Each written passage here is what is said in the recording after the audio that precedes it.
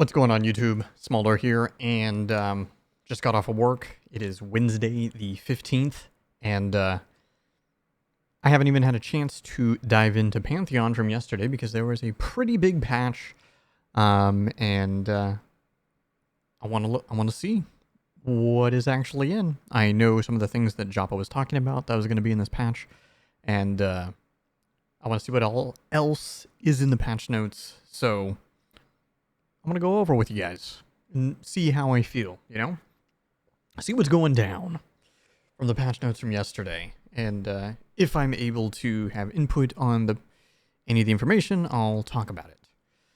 So first, what do we got? We got general information. You should now feel a bit more powerful against mobs that are lower level than you. Light blue, green, and gray mobs.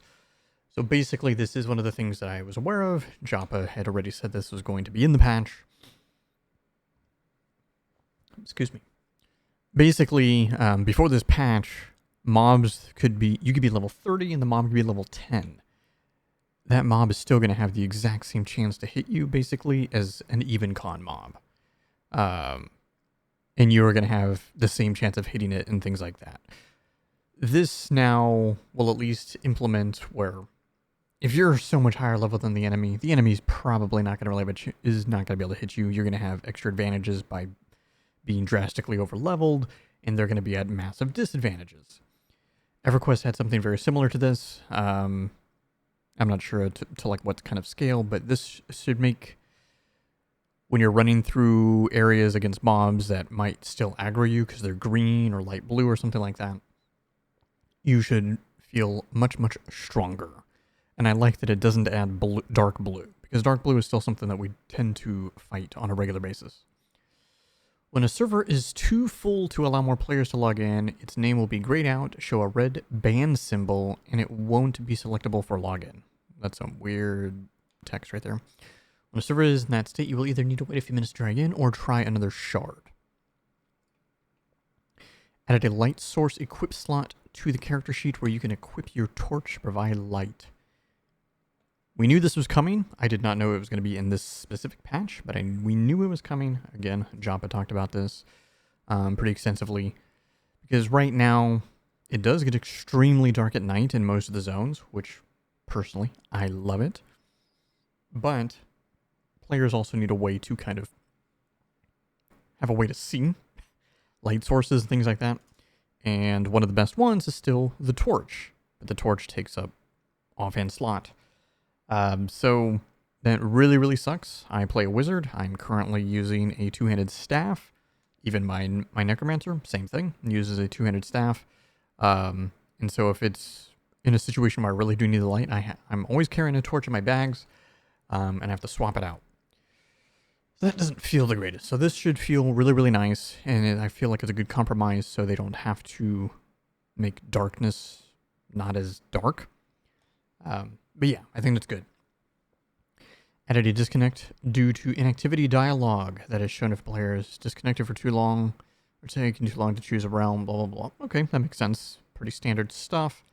Mobs that are over level 2 will now have their corpses time out after 7 minutes, provided they have loot. And they can be looted by anyone after 4 minutes. Again, something pretty standard, pretty normal. EQ had something very similar to this. Removed collision off the cliff's edge of... Oh, okay. So the Spirit Manor, there's no longer the invisible cliff side that you can run. It makes it look like you're floating on air.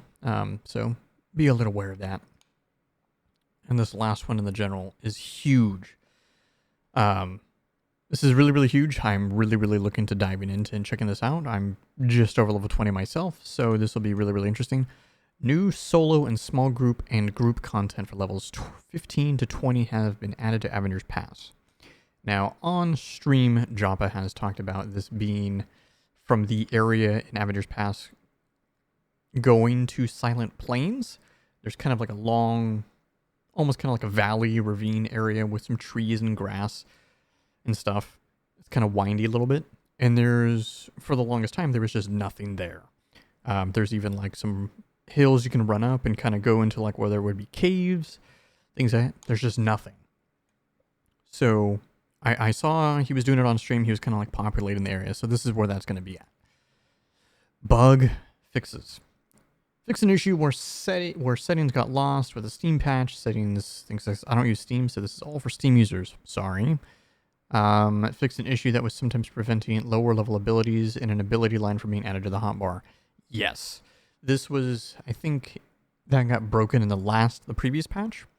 So, let's say you wanted to use, you have shielding, but you wanted to use a lower level of shielding. You could no longer use the lower level of shielding. I think this really came into play with healers. Healers wanted to use lower level spells because they were more mana efficient. Yeah, that's good. That's very, very good. Fix an issue where the mouse sensitivity slider wasn't working. Not the slider, yada, yada, yada. Okay, that's good. Fix an issue that was sometimes causing players to get stuck underneath the bind stone. I've seen it, but it's never happened to me. Fixed lighting issues in Borrow Dark. Wardens will no longer practice static contractions and more T-pose. Okay. Fixed tooltips. Ghost deers. Oh, this is funny because I've commented on this many times on my stream, where you'd see like wild deer or things like that, and they'd just be running around, but all you would see was the nameplate, but there was no deer. So that's good. All right, class stuff. Not a lot. Monk. Bow staff second strike no longer reduces by 50%. Flurry stat contributions reduced 0.5 to 0.3 per hit. Ranger improved the likelihood of finding various items through foraging. I think that's probably a good thing. Warrior. Seasoned veteran added to newly created warriors and warrior vendors. I can't speak on warrior. Quests. The quest text for new utensils in Wild End now specifies the correct NPC. That's very good. I don't know the quest, but making sure that it specifies the right NPC to talk to, that's huge. NPCs, once again, offer entry-level schematics. Okay, that's good. Visual effects updated for Enchanter, environment. NPCs now have, some mobs have the correct visual effects and improved visual effects. It's good. Ranger, Shaman. Ooh, wizard stuff. Here we go. New visual effect for Icy and Lightning familiars and their summons. Okay. I'm currently using the Icy one. New effect for Chill, Electrify, and Ignite. Small update to Frozen Spike effect. New effect for Vayrul's Spear. That's higher level, and so I've never actually seen it. Excuse me. Disabled heat distortion on Phoenix Fire. Huh. I think that is referring to like the area around the character. New effect for invisibility. Interesting to see that. Items. The drop rate of uncommon items has returned to where it was before the last patch. So that means that should mean that they're more rare.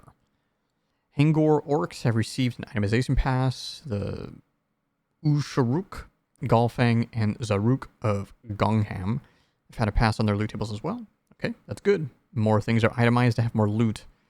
Reduce the weight of trap parts. I think reducing weight of things is always good. The Lost Lotus Mantle should now equip to the correct item slot. The weight of the Forgotten Explorers pack has been reduced. Large wolf claws should now appear more frequently on large wolves. Just as a side note, as somebody who really does love loot, and I've always found this to be something I'm not sure what side of the equation I fall on, because I love the Pantheon's take on the more brutal, punishing, hardcore aspect of everything has a weight, things like that. But I love that they decided not to give money, weight. Part of me has kind of been leaning on, should inventory even have a weight? And should you just be purely restricted by inventory space? I don't know. Anyways, crafting a bunch of armor and weaponsmithing stuff. I don't do any of that. Well, let's take a look. Simple weapon component schematic should now be available, or should now make the right thing. Skill requirements haven't been reduced. Intended values, reference the right recipe. Fletching carpentry, skill requirements for refining, ash lumber, all that have now been reduced to match the items. That makes sense. So basically, and this was also in tailoring, where basically the skill to do some of the prerequisite stuff is higher level requirement than the stuff that you would make with that stuff. So that makes sense. Tailoring leatherworking. I do tailoring. Skill requirements for the cotton thread, cotton cloth, and all that. Basically, okay, just what I was talking about. But this is now the tailoring stuff to match the right skills. Leather bow grip, merchant satchel, illusionist robe will now have will properly accept. Thaumaturge robe and entrancer's robe. I don't know any of those. Alchemy. Okay. Basically, the big things in this one. I'm not really big in the trade skill stuff. I want to get better at it, but or more involved in it, especially with the tailoring. But I'm really not, largely because it's so easy to get items that are just better than like tier 2 trade skills. So the things I'm looking at when I'm gonna start the next time I play is I want to see the new visual effects for the wizard, because that's what I'm playing. But then, of course, I'm really looking forward to this one right here. New solo and small group and group content for levels 15 to 20 in Navigator's Pass.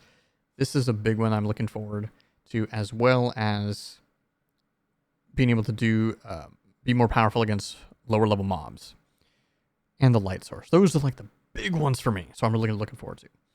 Anyways, guys, I just kind of wanted to go through. I realized I hadn't actually looked at the patch notes, and I was like, why not make a video about it? And yeah, that's my thoughts on these patch notes, and I will see you guys in the next video for Pantheon. Leave any comments down below. Please like and subscribe. Helps me out. And yeah, see ya.